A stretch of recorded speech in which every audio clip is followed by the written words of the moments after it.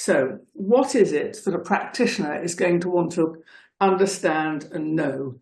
First of all, you will want to understand the Act itself, its objectives, and you will need to consider whether they have been developed in your daily, monthly, and yearly procurements.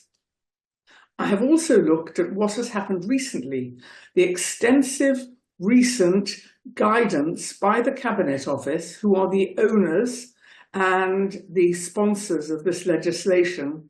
And they have spent a very long time, as I said at the beginning, looking at the delivery and implementation process, the documents, and the learning which will be of value to all of us as practitioners.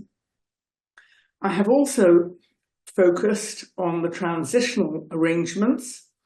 And when I talk about transitional arrangements and when they talk about transitional arrangements, please do not be misled. That does not mean transitional arrangements up to and including only the 28th of October, the date that this Act goes live. Because, as I will say later on in the session, a number of these transitional arrangements may last for many, many years.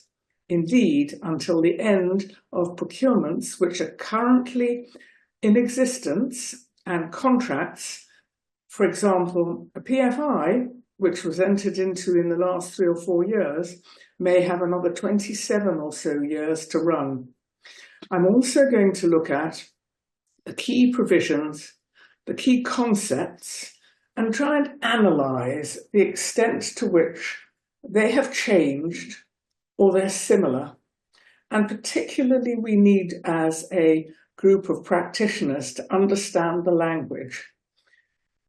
When I first started looking at this, I freely admit that I found the language impenetrable. Some of the language is different, and the consequence of the difference is that it is important to understand what that actually means. Finally, throughout the course of the hour, I shall be considering whether the legislation has done what the main overarching principle has been, provided a simplification. Or has it, as some of us feel, and I would like to make it clear at the beginning of this session that I personally have serious doubts about how far this is simplified, or realistically whether we have created, as a state, extra burdens and extra complexities which will be relevant throughout the period that the legislation is in place.